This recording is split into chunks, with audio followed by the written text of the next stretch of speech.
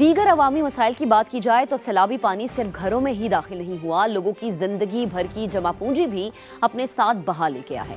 فیروز والا سے رچنا ٹاؤن تک بستیاں پانی میں ڈوبی ہیں، بچے، بزرگ، مریض گھروں اور چھتوں پر محصور۔ کئی علاقوں میں 3 روز گزرنے کے باوجود امداد نہ پہنچ سکی۔ جہاں کوئی نہ پہنچا وہاں سما متاثرین کی آواز بن کر پہنچا۔ رپورٹ آپ کو دکھاتے ہیں۔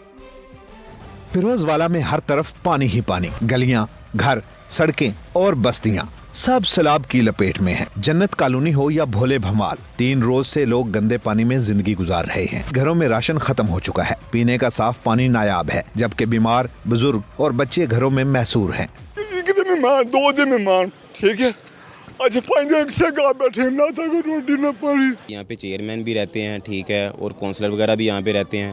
یہاں پہ کوئی جو ہے نا امدادی سامان، کوئی ایسا چکر وکر نہیں ہے۔ بھولے بھمال میں کئی خاندان اب گھروں کے بجائے چھتوں پر رہنے پر مجبور ہیں۔ بچے بھوک سے بلک رہے ہیں، بیمار علاج کے منتظر ہیں۔ چند فلاحی تنظیمیں ضرور پہنچ رہی ہیں، مگر متاثرین کا کہنا ہے کہ امداد ضرورت سے کہیں کم ہے۔ کچھ نہیں ہو رہا یہاں پر، یقین کرے کچھ نہیں ہو رہا۔ 4 دن سے بچے بھوکے ہیں، ہمارے گھر بھوکے ہیں، مائیں بھوکی ہیں، بہنیں بھوکی ہیں، ہمارے بزرگ بھوکے ہیں۔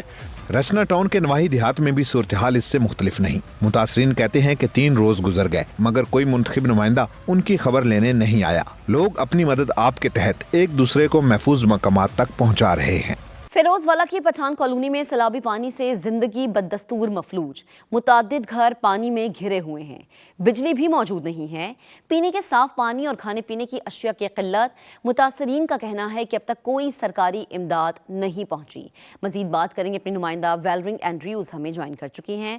ویلرنگ، آپ بتائے گا کیا مناظر ہیں، لوگوں کی کیا مشکلات ہے؟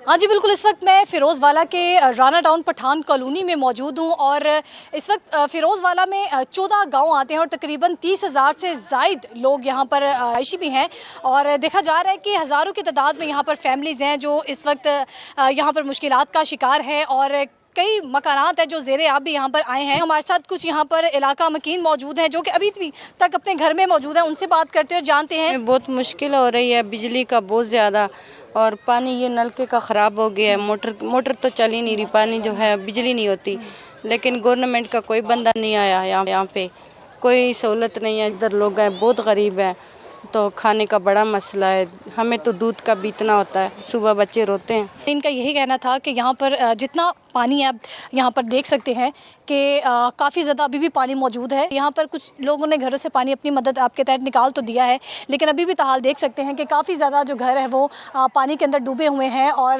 وہاں پر جو بچے ہیں وہ یہ جگہ بھی خطرناک ہے، اور کیونکہ بچے بھی گندے پانی کے اندر یہاں پر کھیلتے ہوئے دکھائی دے رہے ہیں۔ جانوں کا خطرہ ہے کیونکہ کیڑے مکوڑے، سانپ بھی یہاں پر گندے پانی کے اندر نکل رہے ہیں۔ تو جب ہماری یہاں پر رہائشیوں سے بات ہوئی ہے تو انہوں نے ایک ہی گورنمنٹ سے ریکویسٹ کی ہے کہ وہاں پہ 3 دن سے تو وہ یہاں پر نہیں آئے، جلد سے جلد یہاں پر آیا جائے، لوگ یہاں سے باہر نکلیں تاکہ ان کے لیے تھوڑی سی آسانی ہو سکے۔ جی ٹھیک ہے ویلرنگ، آپ ہمیں اپڈیٹ کر رہی تھی، آپ کا بے حد شکریہ۔ اب آپ کو بتائیں کہ سالگرہ کا گھر کچھ لمحوں میں ماتم کدہ بن گیا۔ لاہور کے علاقے ہربنس پورہ محمد دین کالونی میں المناک سانحہ پیش آیا۔ 3 منزلہ مکان زمیں بوس ہونے سے کئی خاندان اجڑ گئے، 11 افراد کی زندگیوں کے چراغ گل، 3 زخمی۔ ریسکیو آپریشن مکمل کر کے مکان کو سیل کر دیا گیا۔ جہانگیر خان رپورٹ کریں گے۔ تالگیرہ والا گھر ماتم کدہ بن گیا۔ کہنے لگے ماموں اسی نہ کھانا کیک، انہیں بوتل ایک لیا دیتی، کیک لیا دیتا۔ 3 بچے ہیں تے نال نانی انہاں دی، میری بھرجائی اتوں چھت آئی ہے، انہیں 2 ہاتھ بچیاں تے رکھ لینے تو تھلے مٹی گئی۔ لاہور کا علاقہ ہربنس پورہ محمد دین کالونی چند سیکنڈ میں 3 منزلہ مکان مٹی کے ڈھیر میں تبدیل ہو گیا، 3 خاندان اجڑ گئے۔ اہل علاقہ کے مطابق حادثے کے وقت 20 سے زائد افراد گھر میں موجود تھے۔ اچانک اوپری منزل کی چھت گری اور دیکھتے ہی دیکھتے پوری عمارت زمیں بوس ہو گئی۔ پہلے اتلی ڈگی، تھلے ڈگی چھت، نال وہ بھی ڈگ پئی چھت تھلے، تو تھلے آ گئے بچے۔ 4 بھرا رہندے سی وچ، وہ 3 دیاں بڑھیاں مر گئی ہیں، بچے 1 بھرا دے 4 بچے مر گئے نے۔ یہ واقعہ رات کو 10:30 پونے 11 بجے کے قریب پیش آیا ہے، اور یہ گھر میں افراد تھے میکسیمم کوئی 15-16 افراد جو ان سے ادھر کے رہائشی اس مکان کے اندر رہتے ہیں۔ 2-3 مہمان بچے آئے ہوئے تھے ان کے پاس، वो थे। मोहल्ले वालों ने चीखें सुनी तो मशीनों का इंतजार न किया और अपने हाथों से ही मलबा हटाना शुरू कर दिया। हर ईंट उठाते वक्त एक ही दुआ थी, शायद कोई सांस अभी बाकी हो। मोहल्ले वालों ने मिलके जितने भी बंदे निकलने थे वो निकाले। क्योंकि 4 बंदे मौके पे आधे घंटे में निकाले। 11 पौने 11 में रेस्क्यू टीमें आई हैं। रेस्क्यू टीम ने तवील ऑपरेशन के बाद कार्रवाइयां मुकम्मल करके जाए हादसा को सील कर दिया। कैमरा टीम के साथ जहांगीर खान, समा, लाहौर। तो आपको बताएं कि अमेरिका के 3 F-35 तैयारे तबाह कर दिए, ड्रोन भी मार गिराया। ईरान का बड़ा दावा। पासदारान इनकलाब के बयान के मुताबिक उर्दन में अजरक एयरबेस को बैलिस्टिक मिसाइल से निशाना बनाया गया।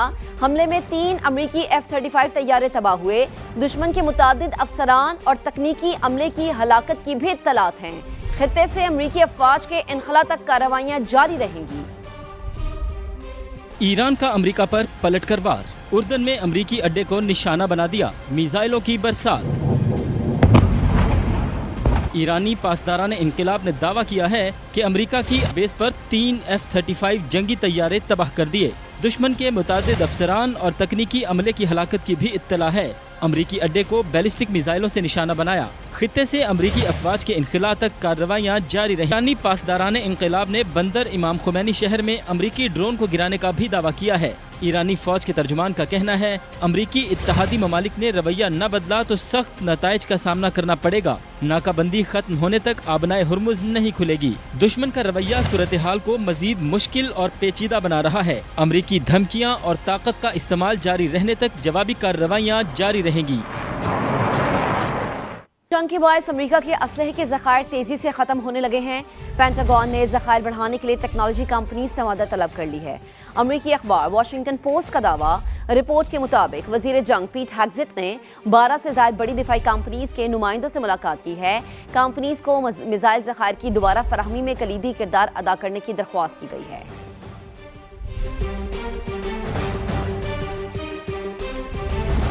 पाकिस्तान का ईरान अमेरिका पर बातचीत और MOU पर अमल दरामद की तरफ वापस आने पर जोर। तर्जुमान दफ्तर खारजा की गैर रियासती अनासिर के सऊदी अरब पर हमले की मजम्मत। कहा, कुवैत से दिफाई मुआहदा पाक सऊदी मुआहदे से मुख्तलिफ है। दिफाई मुआहदे बतौर सालिस हमारे किरदार से मुतसादिम नहीं।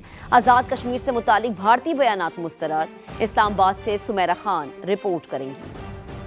ईरान का खलीज, आबनाए हुर्मुज और बुहेरा अहमर की सूरत हाल पर इजहार तशवीश। सऊदी अरब पर गैर रियासती अनासर के हमलों की मजम्मत कर दी। कहा, सऊदी अरब को अपने दिफा का मुकम्मल हक हासिल। तर्जुमान दफ्तर खारजा ने हफ्तावार मीडिया ब्रीफिंग में वाज़ेह कर दिया कि कुवैत से दिफाई मुआहिदा पाक सऊदी मुआहिदे से मुख्तलिफ है, जबकि पाकिस्तान की सालिसी और दिफाई मुआहिदे मुतजाद चीजें नहीं। तर्जुमान का कशीदगी में कमी और अमन के लिए अमेरिका ईरान पर इस्लामाबाद MOU के तहत आगे बढ़ने पर जोर। To normalize the situation, particularly the situation in the Strait of Hormuz, and as well to de-escalate. We encourage the parties to exercise maximum restraint and fully adhere to their commitment to resume technical level talks. तर्जुमान दफ्तर खारजा ने वाज़ेह किया कि भारतीय कब्जे को मामूल कहना और कानूनी तहफ़्फ़ुज़ देना कबूल नहीं। साबिक़ रियासत जम्मू और कश्मीर के मुस्तक़बिल का तयन अक़वाम मुत्तहिदा की निगरानी में इस्तिस्वाब राय से तय होना है, जबकि आज़ाद कश्मीर के आइन में तब्दीली का मामला कानून साजी से तय होगा। तर्जुमान ने दहशत गर्दों और उनके ठिकानों पर पाकिस्तानी हमलों में सिविलियन हलाकतों के इल्ज़ामात मुस्तरद कर दिए। कहा, अफगानिस्तान में मौजूद दहशत गर्द कोई यूनिफॉर्म नहीं पहनते। जर्मन नशरियाती इदारे की दस्तावेजी फिल्म को पाकिस्तानी एटमी प्रोग्राम पर गलतफहमी फैलाने की दानिस्ता कोशिश भी करार दे दिया। सुमेरा खान, समा, इस्लामाबाद। आगे बढ़ते हैं। कौमी शाहराहों पर एक्सल लोड की हद का नफाज हर सूरत यकीनी बनाया जाए। वफाकी वज़ीर मवासलात अब्दुल अलीम खान की वाज़ेह हिदायत। एक्सल लोड क़वानीन में मौजूद खामियों को दूर करने पर जोर। मसाइल के हल के लिए सेक्रेटरी मवासलात की सरबराही में वर्किंग ग्रुप बनाने का भी कह दिया। इस्लामाबाद से रिपोर्ट आपको दिखाते हैं।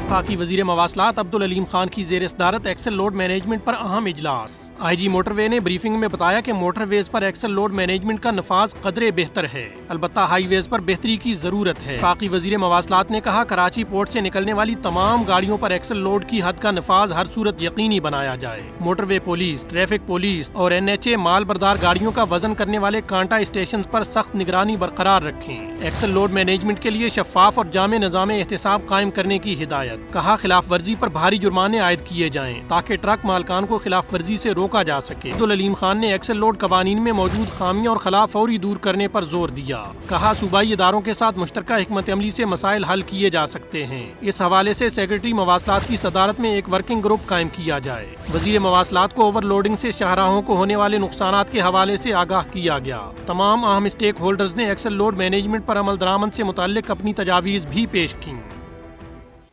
اب آپ کو بتائیں، راولہ کوٹ میں جام شہادت نوش کرنے والے رینجرز اہلکار سپاہی علی رضا کی نماز جنازہ ان کے آبائی علاقے سرکاری اعزاز کے ساتھ ادا کر دی گئی ہے۔